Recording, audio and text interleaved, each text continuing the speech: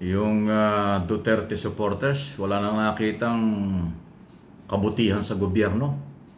Alam niyo bakit? Aba meron namang isang abogadong matagal nang umalis sa Pilipinas at ayaw na bumalik dito. Pati yung paghahanda ng ating military para sa pag-rescue sa mga OFW dyan sa Taiwan. At saka paghahanda na rin kung ano man ang maging epekto ng may init na tensyon sa pagitan ng China at Taiwan. Aba kinu-question pa at para bang pinapalabas na bakit daw tayo nakikialam sa China. Hindi pa kikialam yun. Paghahanda lang yun para maproteksyonan ang ating bansa at yung mga OFW. More or less 250,000 na Pilipino sa Taiwan. Kung sakaling maipit, kailangan iligtas yun. At yan ay obligasyon ng Philippine government. Na ang lahat ng Pilipino na may problema sa abroad ay kailangan tulungan. Lalo na ho kung ganyang umiinit ang tension. Abay, pinapalabas nung, si Harry Roque, na ayaw nang umuwi rito, wala namang ginagawa dun sa Europe. Pati yung ginagawa ng ating gobyerno ng paghahanda, lahat ay pakikialam daw. O gusto tayo daw yung nakikialam. Hindi pakikialam yun. Yun ay paghahanda lang para kung sakali, may salba yung dapat isalba. At talaga naman dapat paghandaan kasi dagat lang ang pagitan ng China at ng Pilipinas. Dagat lang ang pagitan ng Taiwan at ang Pilipinas. Tayo, ang Pilipinas, ang pinakamalapit na bansa dyan sa dalawang lugar na yan. So kung ano man ang magiging gusot at problema na mga yan, definitely tayo maapektuhan. Una, binanggit ko na doon sa aking isang video na inyo napanood na huwag naman sana magkaroon ng gulo doon. Talagang mahirapan saan pupunta yung mga Pilipino ron. Kahit yung mga Taiwanese na mga sibilyan, pag nagkaroon ng problema sa kanila, aalis yun sa kanila. At walang iba o isa sa kanilang pupuntahan ay ang Pilipinas dahil tayo nga ang pinakamalapit. O hindi, tama lang na paghandaan ito. Hindi yan, ibig sabihin, overacting. Hindi ito pakikisali sa gusot ng China at ng Taiwan. So lumalabas itong pahayag na ito sa aking opinion at analysis, talagang halatang halata mo itong si Roque na pro-China. Kasi pati itong ating paghahanda parang pinagdududahan pa niya at parang dating tayo nakikialam. Ibang klase talaga yung taong yan, ano ha? Wala na yatang sinabing kabutihan ito para sa bayan. Pero takot namang humarap sa Pilipinas. Ayaw na umuwi rito. Sabi niya, hindi na ako uwi ng Pilipinas hanggat under ni President Marcos. Meron pa siyang sinabing mali pero ayaw ko nang banggitin. Sa kanya nang gagaling yan. So, wala siyang ginagawa doon. Hindi naman siya abogado ni Duterte pero nagkumuha ng political asylum sa Netherlands. Kaya dapat harangan niya ng Philippine government at pauwiin dito at harapin ang kanyang mga problema. Ibang klase rin yung abogadong yan, no? Abogado pa yan. Di lalo na kung hindi, abogado pa pero ganon. Ano yung masasabi diyan? Inulit ko, hindi po pagpapanik, hindi masama, sa halip tama lang ang paghahanda ng ating gobyerno, ng ating military sa Northern Luzon Command kung sakali na mayroong problema para humabigyan ng priority ng isalba ang Pilipino, mga kababayan, nandyan sa Taiwan. Kayong mga nasa Taiwan, di ba tama itong ginagawa ng gobyerno? Pero yung sinasabi nitong abogadong ito na parang iba kaysa ginagawa ng gobyerno, kayo ba yung naniniwala dyan? Inyo bang susuportahan pa yan? Diba? Okay, malaya po kayo makapag-comment, react dyan po sa bagay na yan. Isa pa, DDS pa rin. Talaga, alam mo itong mga ito, baka sabihin puro DDS. Kayo naman kasi yung talagang, o hindi man lahat ng oras, pero madalas pasaway. Merong, ano ba yan? Kinu-question nila.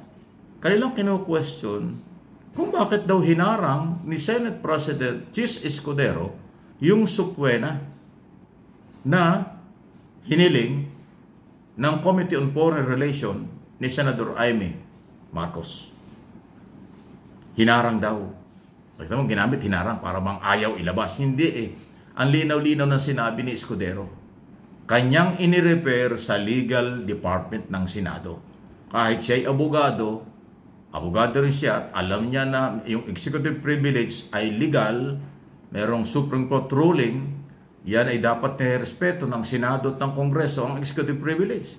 Pero sa halip na yun ang kanyang paniniwala, inirepair pa rin sa abogado, sa legal department para siya magrekomenda kung ano.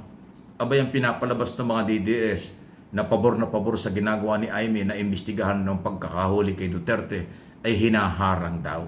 Wow! Gustong-gusto nila na isupwena itong mga cabinet secretary, general ng military at pulis tungkol sa pagkaka-aresto. Kahit na tapos na yung isyong yan, paulit-ulit na lang. Kahit maglupasay kayo, si Duterte ay nakakulong na sa ICC. Wala nang pwede makapagpalaya dyan kundi ang ICC lang. Sa consideration at mga basihan, hindi natin alam. Ang Philippine government, wala na hong magagawa dyan. Ang Senado, lalo na, wala na. Yung investigasyon niya sa Senado, for publicity na lang yan. Hindi kayang pauwiin ng Senado si Duterte. Hindi niya kayang kumbinsihin ang ICC para pauwiin si Duterte. At hindi rin naman kayang gawin ng Malacanang para pauwiin si Duterte. Kaya useless yan.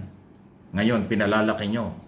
Dahil parang sinisisi nyo si Escudero. Hindi po ako spokesman ni Escudero. Ang aking pinagbabasehan lang ay yung kanyang mga sinabi. Na hindi naman niya hinarang, pinareview lang niya. Para mula sa legal department ng Senado, ang magiging recommendation na kanyang pagbabasihan. Kasi nga, merong ruling ang Supreme Court. Ang lahat ng ruling o ruling ng Supreme Court ay dapat nirerespeto.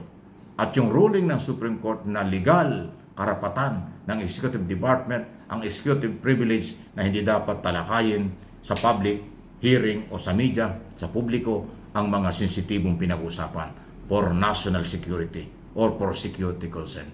Yun po ay tama at legal. At yan ang sinusunod at pinapairal ng Executive Department, kaya hindi humarap dun sa pangalawang hearing.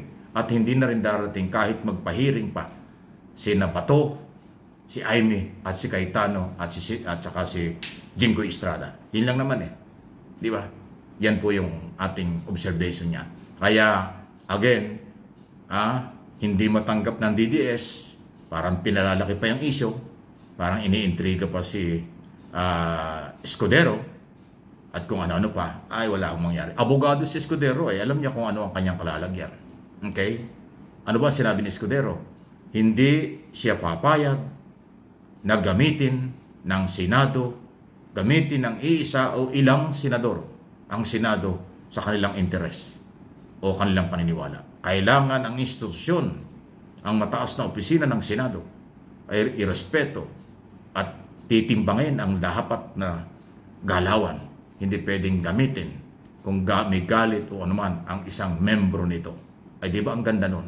Ibig sabihin, pinapangalagaan ang pagiging independent, pagiging institusyon, at mataas na institusyon ng ating pamahalaan. Ang Senate or Senado ng Pilipinas. Ayan. Ano po ang inyong masasabi dyan? Kaya kailangan maging maingat po kayo. Please like and share. Mag-subscribe, follow kayo sa aking mga channel.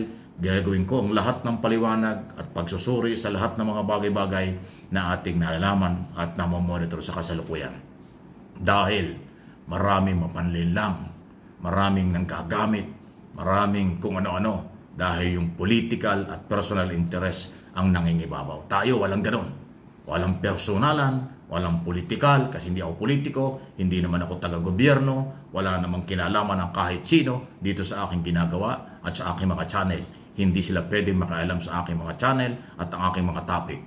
Walang pwedeng magdikta sa akin kasi independent ito. Wala po akong, walang pwedeng magturo sa akin kung anong gagawin ko. Alam ko ang aking mga topic at sinasabi para sa kaalaman ng aking mga followers, subscribers at viewers. Kayo po yon. Kaya like po ninyo itong ating araw-araw na pinag-uusapan dito.